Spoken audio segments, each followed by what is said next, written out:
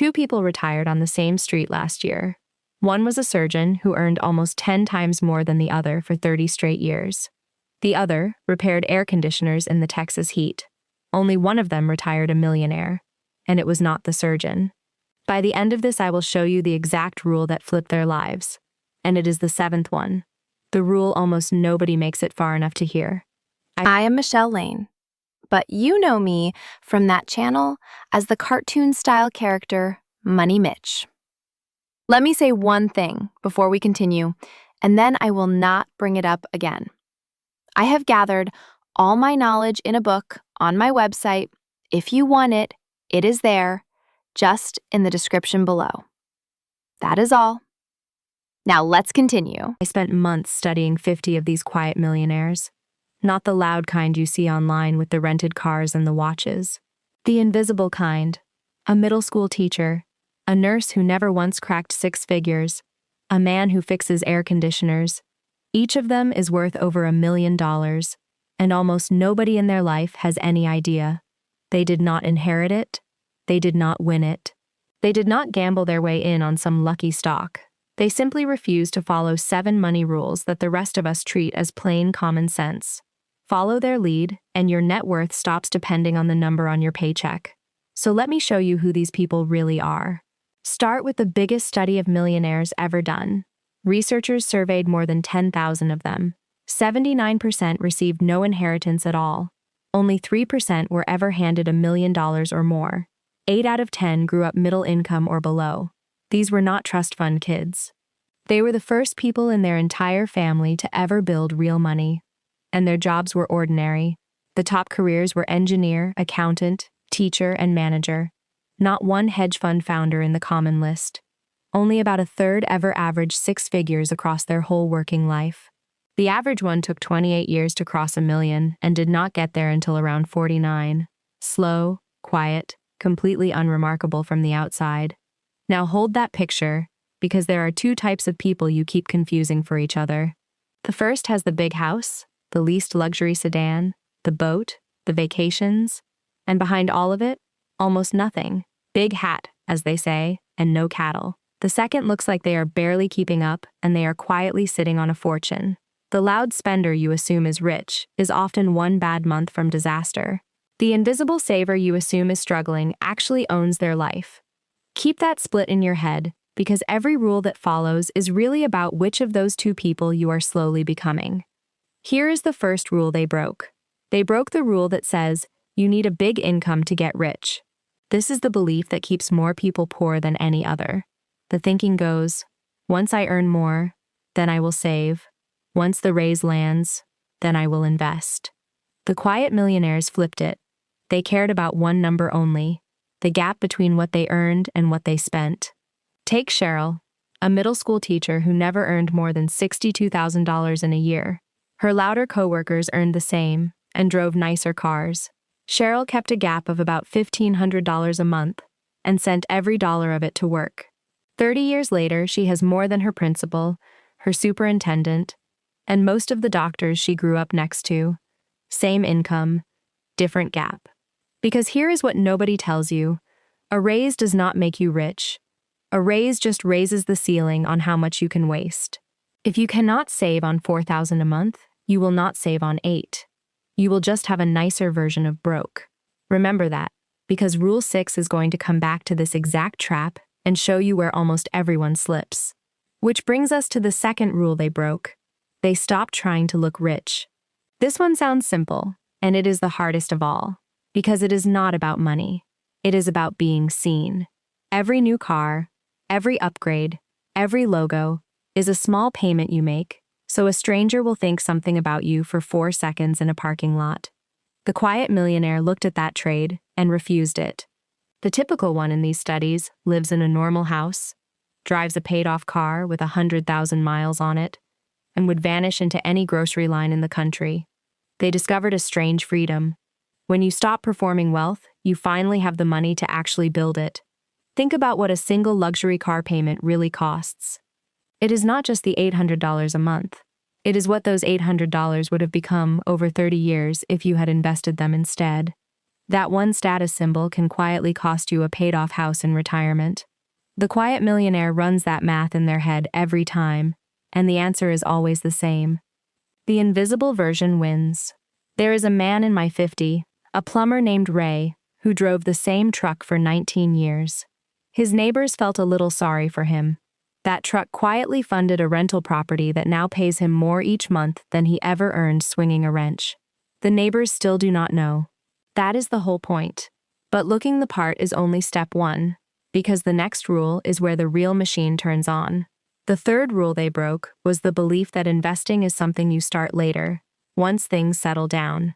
They started early and let time do the heavy lifting. And time is not a small helper here. It is almost the entire game. $1 invested in your 20s can become far more than $1 invested in your 40s. Not because you are smarter, but because it simply had longer to grow. Picture two savers. One puts away $200 a month from age 25 to 35, 10 years, then stops forever. The other waits, then puts away the same $200 a month from 35 all the way to 65, 30 years. The one who saved for only 10 years and quit usually ends up with more.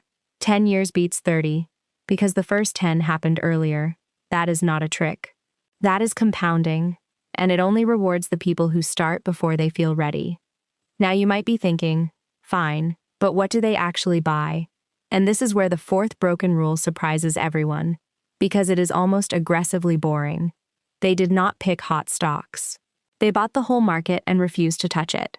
The quiet millionaires figured out something the professionals hate to admit. Over long stretches, most people who pick individual stocks lose to a simple fund that just owns a slice of everything. So they stopped trying to be clever. They bought a broad index, added to it every single month, and then they did the hardest thing in all of investing. Nothing. When the market crashed, they did nothing. When a friend got rich on some new coin, they did nothing. When the news screamed that this time was different, they added their usual amount and closed the app. That stillness is a superpower, and I will show you the reason it works right before the end. The teacher, Cheryl, never once looked at her account during a crash. She told me she was almost afraid to, and that fear made her rich. Every panic she ignored was a discount she quietly collected. The people who sold in fear handed their shares to the people who did nothing, and 30 years later, everyone found out which side of that trade they had been on.